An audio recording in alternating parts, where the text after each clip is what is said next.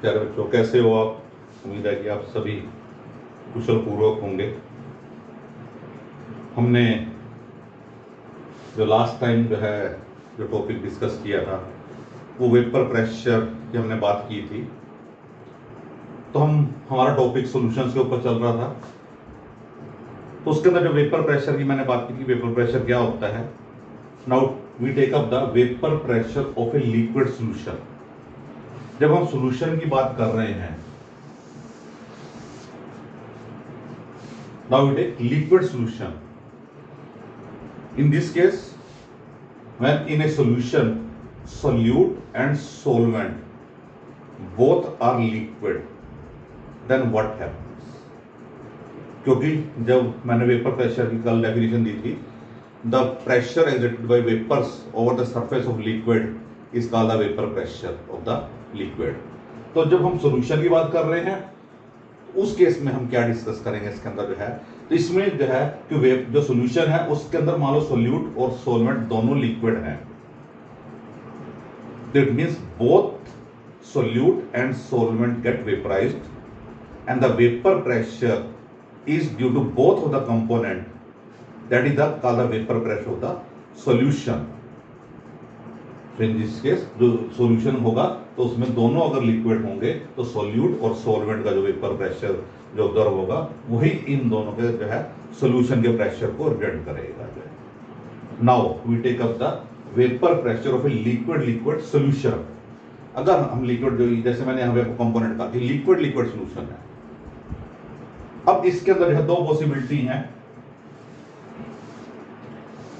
कि ये जो सॉल्यूशन है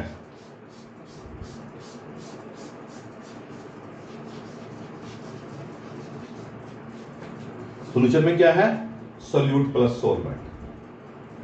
अब वेपर दोनों के हम मान के चल रहे हैं, जैसे मैंने आपको जो इससे पहले एग्जांपल में दिया था पेट्रोल का और पानी का एग्जांपल दिया था। अगर उनके वेपर्स बन रहे हैं तो हम उसको कहते हैं, उसका मतलब वेपर प्रेशर डेवलप हो रहा है।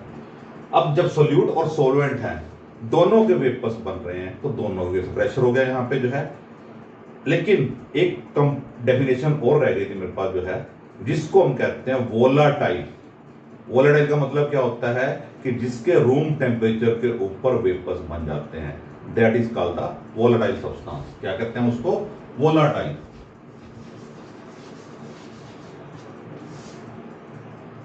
रूम टेम्परेचर के ऊपर वेपर्स एट रूम टेम्परेचर, उसको हम कहते हैं वोलाटाइल। तो जिसके वेपर रूम टेम्परेचर के ऊपर बन जाएंगे उसको हमने वोलाटाइल कहा।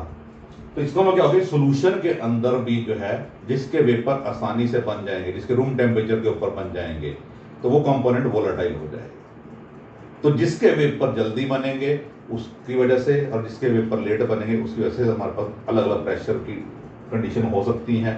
तो प्रेशर वेरिएट करता रहेगा यहाँ पे।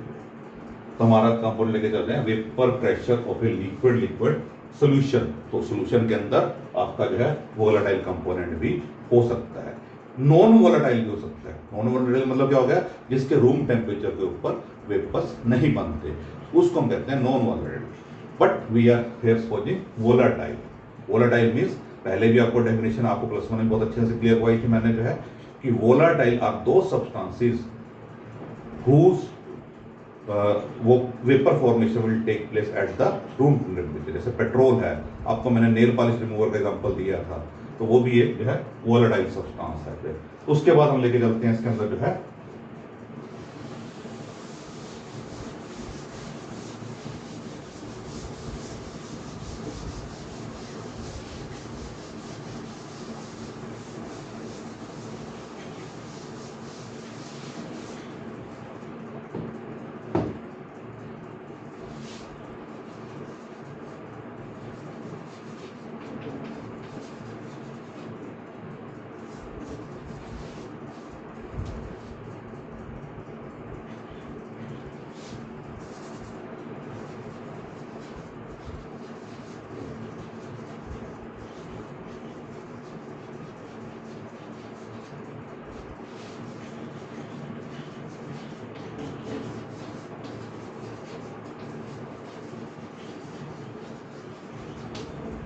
हमारा टॉपिक है routes law and vapour pressure of liquid liquid solution. तो इसके अंदर पहले राउट्स लॉ की डेफिनेशन करेंगे। The partial pressure of A volatile component, the partial pressure of volatile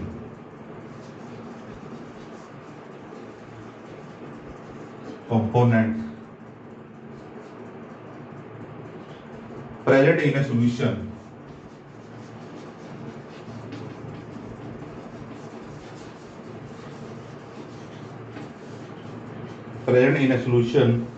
is directly proportional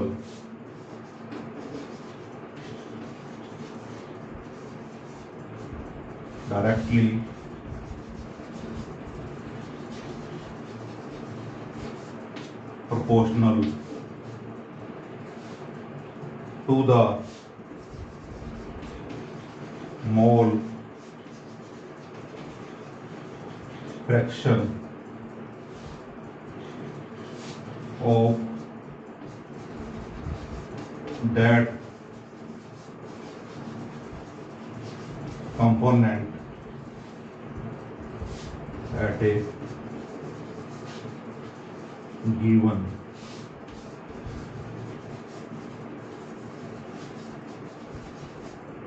temperature. ये जो राउट्स लॉ हमने कहा, इसकी डेफिनेशन हमारी ये है।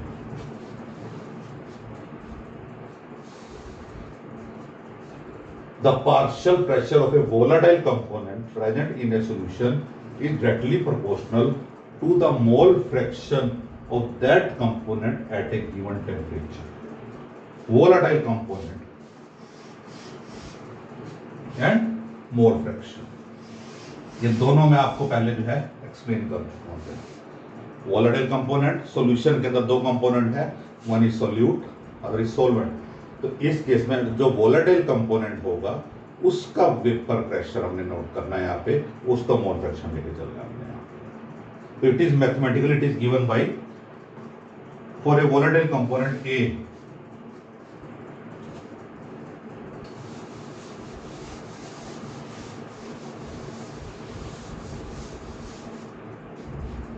कि मान लो हमने कंपोनेंट ए लिया,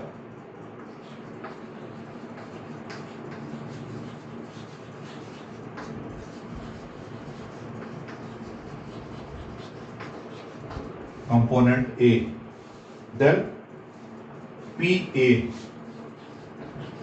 that is the partial pressure of that component, is proportional to mole fraction of that component, or we can say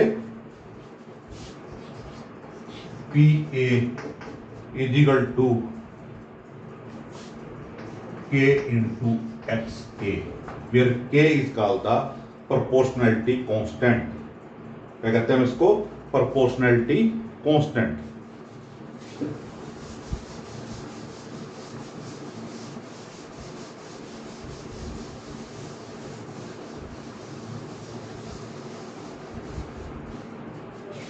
Now K is called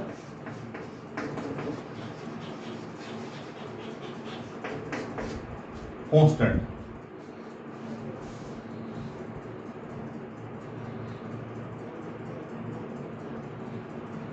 If XA is equal to 1, that is mole fraction of that component is 1, then it means that a solution has only one component.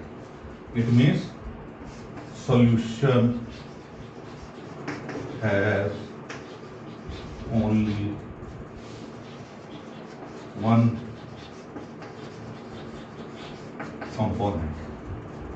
Solution के अंदर सिर्फ एक ही component होगा और उसका जो vapour pressure होगा सिर्फ उसी की वजह से होगा।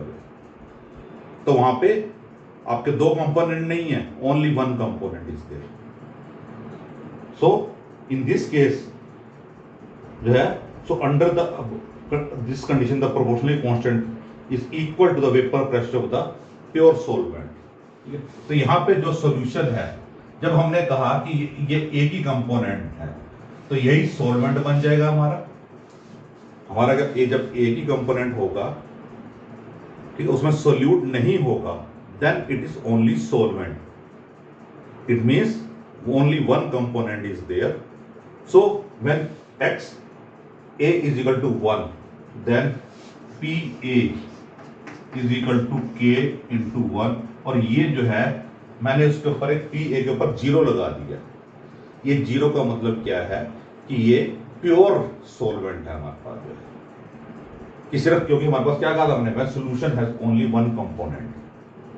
तो उस केस में जो है ये सिर्फ एक कंपोनेंट रह जाएगा, तो यहां पे जो वेपर प्रेशर होगा सिर्फ सॉल्वेंट की वजह से आ जाएगा। तो it means PA0 is equal to K into 1 की वैल्यू क्या, x से क्या था, 1 के बराबर था, ठीक है। तो इसलिए हमने वहां पे वैल्यू 1 पुट कर दी, तो उससे हमारी वैल्यू क्या आ गई, PA is equal to K। अगर इस K की वैल्यू हम ऊपर वाले एक्सप्रेशन के अंदर रखते हैं, तो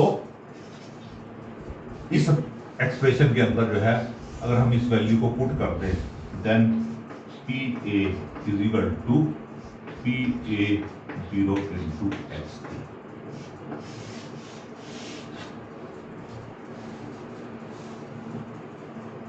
where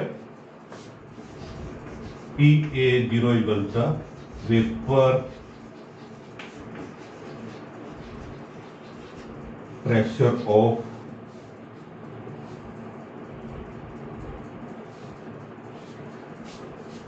the component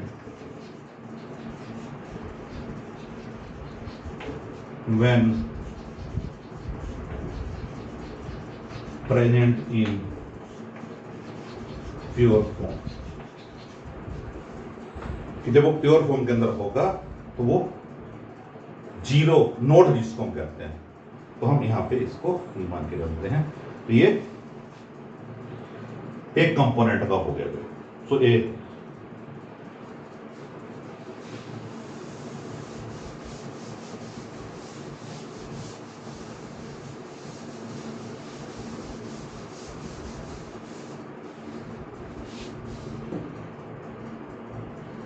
सिमिलरली अगर हम एक कंपोनेंट का मान के चल रहे हैं, तो जब सॉल्यूशन होगा तो उसमें दो कंपोनेंट है, सोल्यूट एंड सॉल्वेंट। तो दूसरे कंपोनेंट का भी क्या होगा, PB is equal to PB0 XB। PB is equal to PB0 into XB।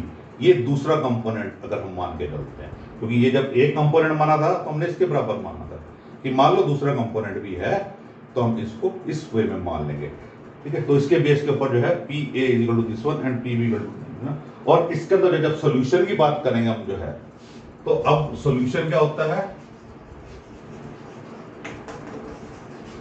Solute plus solvent. तो हमारे पास एक कंपोनेंट ये है, एक कंपोनेंट ये है, तो टोटल प्रेशर क्या हो गया सॉल्यूशन का, सॉल्यूशन का जो प्रेशर मान लो P माना मैंने, तो it is PA plus PB, PA plus PB। Then PA और PB की हमने, ये PA की वैल्यू है, ये PB की वैल्यू है। अगर हम यहां पे पुट करते हैं, यहां पे PA note XA plus P note B XB,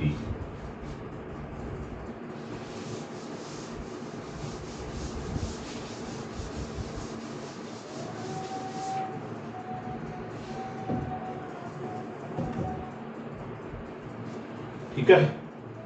और एक रिलेशन हमने जो है, जब आपको ध्यान हो, मैंने टर्म करवाई थी मोल फ्रैक्शन। मोल फ्रैक्शन में करवाया था मैंने XA is equal XA plus XB is equal to 1 और XA is equal to 1 minus XB। ये रिलेशन आपको मैंने मोल फ्रैक्शन में करवाया था। अगर मैं यहां से XA की वैल्यू इसके अंदर यहां पे पुट कर दूं, तो क्या होगा, PA note into 1 minus XB plus P note B XB। ये रिलेशन बन गया हमारा जो है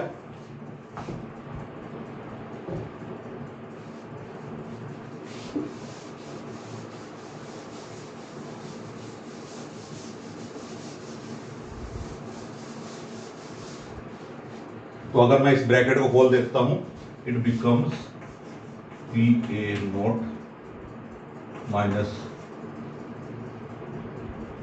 P B P A X B plus P B naught X B. P A को खोला मैंने, यहां पे 1 से मल्टीप्लाई किया, पी ए नोट आ गया, एक्स बी से multiply P A naught X B आ गया इसके अंदर। अगर मैं इसमें से एक्स बी कॉमन ले लेता हूं, it becomes equal to P A naught minus X B, मैंने इसमें से कॉमन लिया तो क्या बन गया, P B naught minus P A naught. ठीक है, तो हमारे पास ये प्रेशर का रिलेशन आ गया इसके अंदर जो है। अगर हम सॉल्यूशन मान के चल रहे हैं, यहाँ पे 2 कंपोनेंट मान के चल रहे हैं, तो ये प्रेशर का रिलेशन आ गया इसके अंदर। सो टोटल जो है vapour pressure of the binary solution containing the volatile component can be calculated if we have the partial pressure of the both the pure component and the mole fraction of the one of these। ठीक है, अब ये मैंने solution का pressure निकाल दिया यहाँ पे।